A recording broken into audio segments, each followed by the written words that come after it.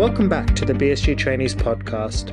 My name is Rohit Kumar, and I'm one of the IMT3 doctors within the BSG. We hope you enjoyed the first part of our interview with Dr. Phil Smith, and we're picking up with the second half of our conversation with him. And as you'll hear, we're going straight to the deep end with some more controversial topics in gastro and how it's changed as a profession over the course of his career.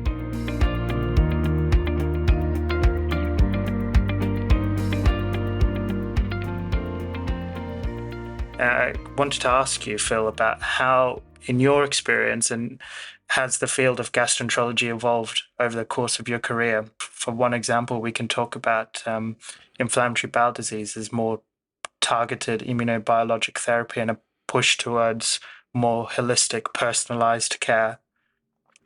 Yeah, it's changed massively. Massively. I was a PRHO in 2004. So, it doesn't seem that long ago, but in another way it does. And at that stage, literally, infliximab wasn't widely available for acute severe colitis. And so patients were routinely having colectomies for IBD. Now we have, not just infliximab, we have all sorts of different anti-CNS, we have small molecules, JAK inhibitors, S1Ps, we have other molecules through the pipeline, microRNA drugs, phosphodiesterase drugs coming through, we have anti-integrins. There's this plethora of different therapies for IBDs and targeting different cytokines, which have all kind of come from different studies, GWAS studies identifying different molecules and genes that may be defective in IBD in the immune system, adaptive immune system, and so on and so forth. But that's just IBD. If you think about outside of IBD, just look at hepatitis C. I remember at medical school, it may have even been Professor Hawkey saying this, saying that, if you had to choose between Hep C, Hep B, and HIV, which one would you not want to have? It was slightly glib, but it was trying to make an important point about the progression of Hep C, going on to develop cirrhosis and HCC at that time. And now you think that you can cure Hep C. That's occurred during my my training, and that's an amazing advancement. We can cure Hep C. Wow. So that has evolved massively, but endoscopy's moved on massively, and different technologies. We've got AI now. That is really going to shape endoscopy. Capsule endoscopy. That wasn't around when I first qualified. I know when the consultants more senior to me were around, and so there has been a huge shift. I think things within the specialty have become more subspecialized, which is why I find it very confusing how shape of training is trying to make people more generalist, because each subspecialty area has become so specialized now that you can't learn all of this. It's becoming harder to be a generalist. And so I think the shape of training was completely bonkers for gastroenterology, and I say that, and I have said that at the highest level in society, BSG, council, executive, etc., at the RCP, in the training committee. I think that's been a huge flaw. And, I can see a ridiculous situation in the future where you've got your gastroenterologist doing a ward round in A&E whilst somebody's having a GI bleed, but the person in A&E can't leave the ward round in A&E because to go and do the GI bleed. So then you potentially got somebody less qualified doing the GI bleed. It just beggars belief, quite honestly. I don't get it. Yeah, that last bit in itself gives me nightmares about what all of this is going to do to all of us, not just as doctors, clinicians, and healthcare professionals, but the patients ultimately. Yeah. What's the end game? Yeah, it's going to be very interesting what happens over the next few years, not just in gastroenterology, but in medicine in general. Yeah. I don't mind saying this, and this is, and I'm going to say this clearly, so that anybody listening does not try and misinterpret this. I do feel a degree of anger. I do feel a bit of anger about how the NHS has gone, and why we're in this situation where the NHS is in a complete mess. I have always felt a strong sense of responsibility, and feel that a lot of accountability must be taken when you're in leadership positions. And I think the NHS is in a mess because of really, really poor leadership from the top. People that have gone along with what the government and stood there as bystanders, knowing that the ship was on fire, but still letting it sail by without getting a hose out to try and put it out. Or going along with it and reading off the party line to people saying the ship's on fire, we need to do something about it, and saying we'll write a strong letter to the captain about that fire. I mean, it did absolutely nothing, that. And yet, for 10 years or so, I remember as a registrar saying to people, we need to be doing this, we need to be doing that. I remember speaking to three, yes, and I mean three, Royal College of Physician presidents, and expressing what I knew and in my heart of heart would happen with this situation with physicians associates, and shape of training, about their pay, about the implications of how it would affect training, and so on and so forth. And actually, I feel like nobody actually listened. Now, I'm not saying that me speaking up would have made a huge amount of difference, but I think we are in this situation that too many people at the top have let us down. And that includes, I'm afraid, people who are more senior than I, who have been bystanders or even passengers, and let things happen so that they remain secure in their own position or their own jobs, or they got their CAA awards or whatever. Now, that sounds cynical, but some of that has to be true, that we've ended up in this situation. It's not happened by chance. I mean, even just crazy stuff, which you'd think, you explain it back to your family, your friends, and you say that can't be right. I mean, in Liverpool, we had a fantastic nutrition intestinal failure service, which has been decimated because of decisions by people in very senior positions in NHS England and nutrition and other hospitals, despite Liverpool scoring one of the highest, apparently one of the highest in an IF tender, which means that people in Merseyside have now very limited access, direct access in their region to adequate IF care. That can't be right in an area that's got massive health inequalities, but it's happened because people didn't speak up, because people knew that if they spoke up, they could be in the firing line, that they would get in trouble. So they've just allowed it to progress and happen. And so I think since I've retired, I've reflected back in and felt really, really frustrated. I mean, too many people have sat by and gone, nothing to do with me. I'm all right. I'm comfortable, What's it got to do with me? Thank you, Phil. That's really thought-provoking, and we can really resonate with some of the reflections that you shared there. And I want to kind of unpick those. You talked about shape of training, and the recent BSG survey shows that only 10% of respondents felt they could achieve certification of CCT within a 4-year program, and 31% feeling not confident in how they would attain required expertise in this subspecialist field interest. So how do you feel about the shape of training, the recent BSG survey, and you also briefly touched upon physician associates and kind of all these things that are going on and very much affecting future trainees like us? What do you think about those, and how do you think we can deal with that for our training? Gosh, how long have you got? I feel so frustrated by it. you've heard me say in this podcast that I did put myself out there. I got elected to the RCP trainee committee I mentioned earlier. I was the BSG trainee section chair. And so I was involved in lots of conversations about these issues.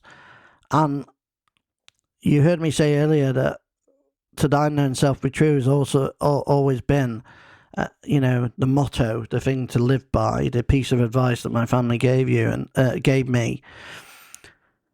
And so I'd go to these meetings, 10 years ago or so, and I would stand there and I would be basically accused of being a trouble causer, of somebody that was just a loudmouth, that was just a rebel riser, just something not to listen to because I didn't fit with the narrative that was trying to be pushed by these very senior leaders in the RCP and other bodies. And they've really let you down. They've really let the profession down. And they're never going to be held accountable.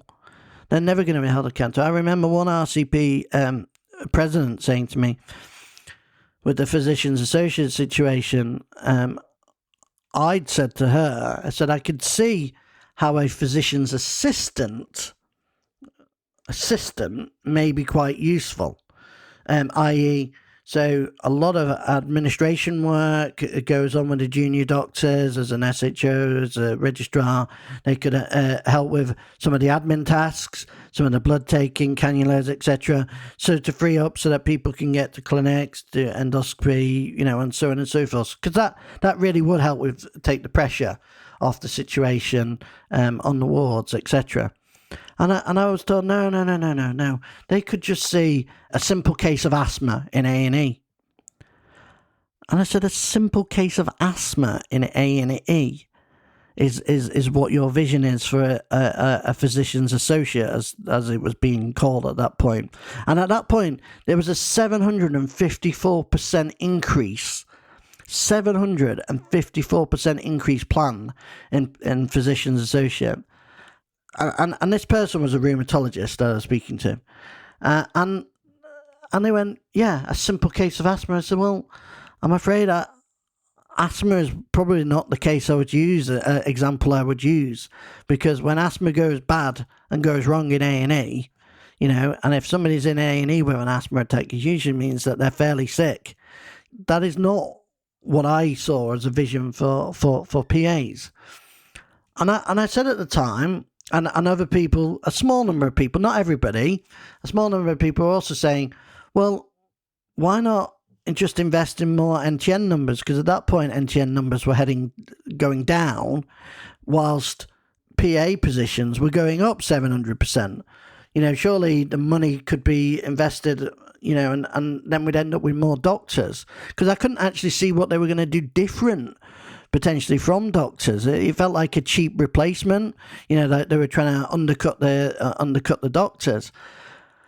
And the sad thing is that that's exactly what it seems to be. And I now say this through the looking glass, because I'm obviously retired and not on the front line.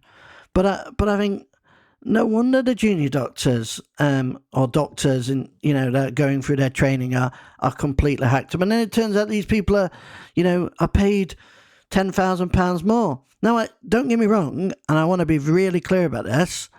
I don't blame the physicians' associates. They're just applying for jobs or university courses, etc. And I'm sure most of them are lovely people and nice people, etc., etc. And you should never have personal attacks on people, of course. And I'm not saying that at all. But I just thought it's completely bonkers. And of course, now the RCP is in a terrible situation. It's been shown to be completely disconnected from a large proportion of its membership. And that's sad because I know some really good people in the RCP, including, very senior people in the RCP. And it's really sad. In terms of shape of training, I mean, again, completely bonkers. It was hard enough to get the numbers for endoscopy, as we discussed earlier, in 5 years, let alone 4 years. And then you think, well, with all the commitments to general internal medicine, which actually I think is actually a useful thing for a gastroenterologist to know about, have some GIM. But because of the pressure of this 4-year thing, you now kind of like you're resentful towards your GIM, as though it's taking you away from gastroenterology. Completely bonkers. It's like, why are we de-skilling? Why are we making it harder so that people, when they reach their CCT, haven't even got the adequate numbers to be signed off? So then they have to spend longer not getting paid appropriately as a consultant in post-CCT fellowship. So you're making it, the path to consultanthood even more undesirable.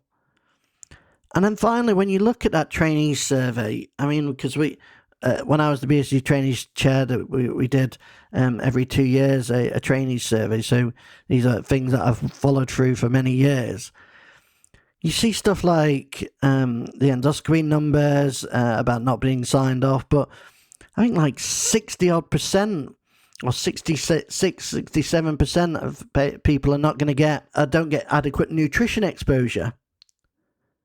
I mean, this is gastroenterology. This is the home of nutrition, of IF.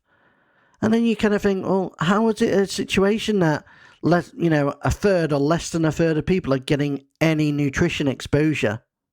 I mean, that speaks for itself. That is a huge failure, that nutrition has failed in that way, and somebody needs to look at that and go, how was that allowed to happen?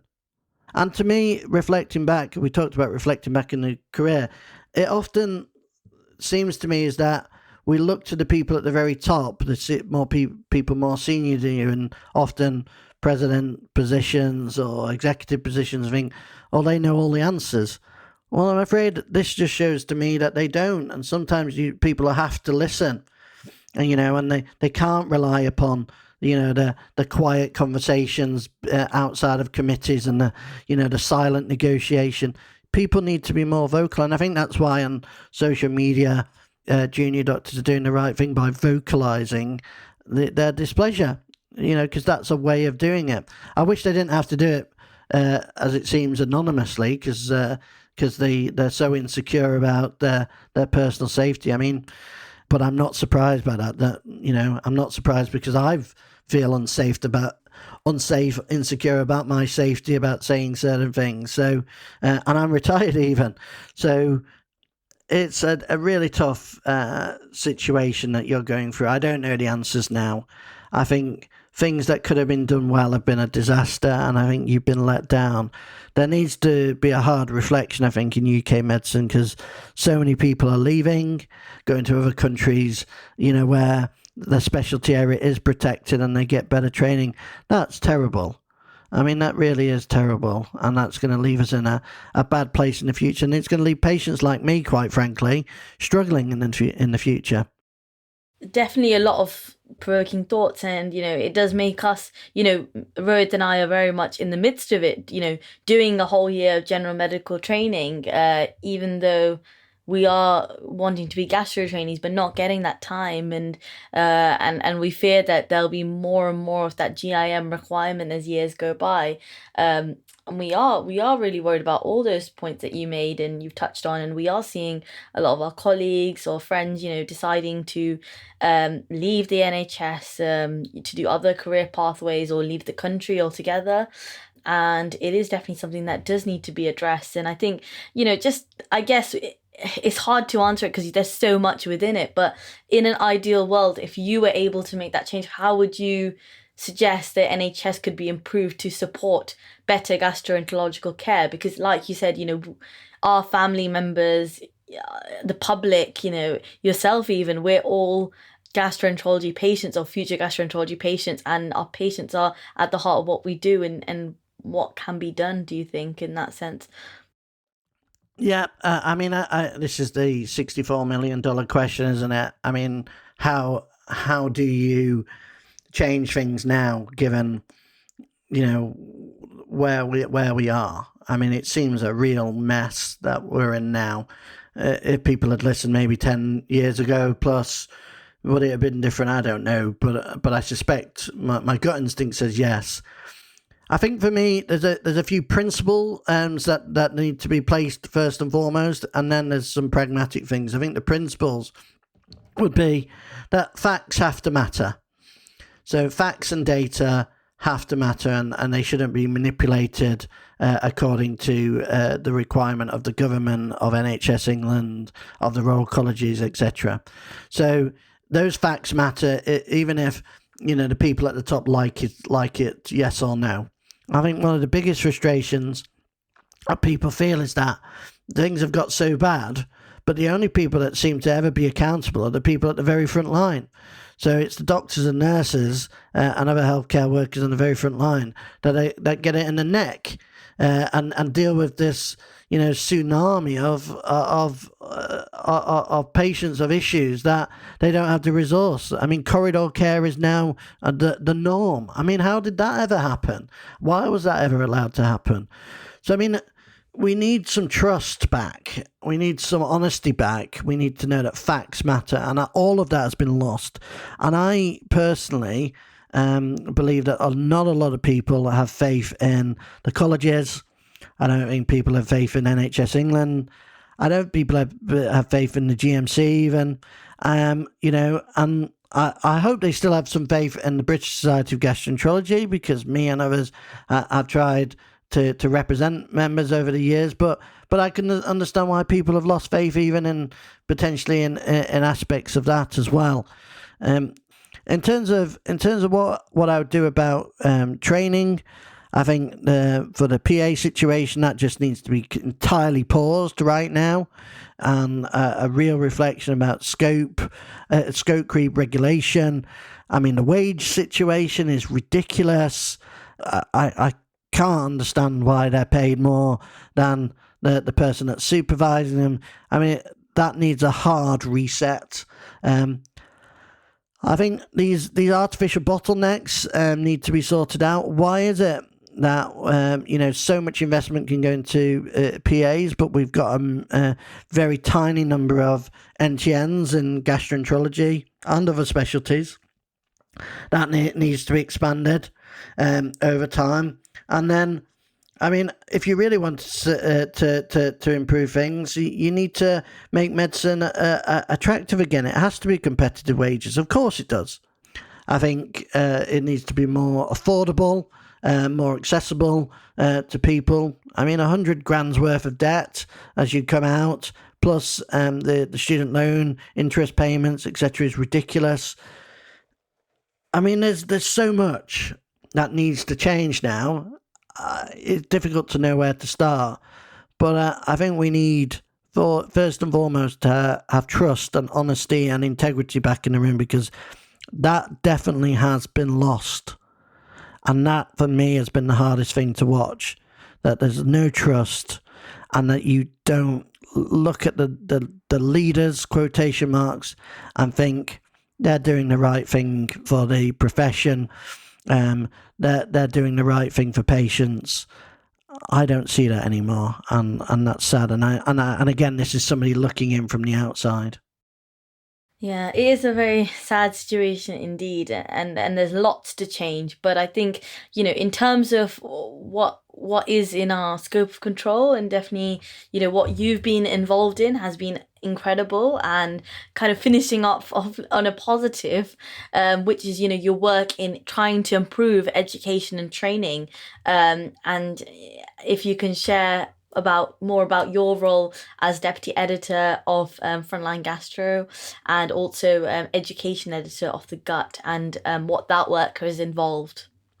Yes, well, I'm pleased to be talking about something less political, although politics is really important at the moment in medicine.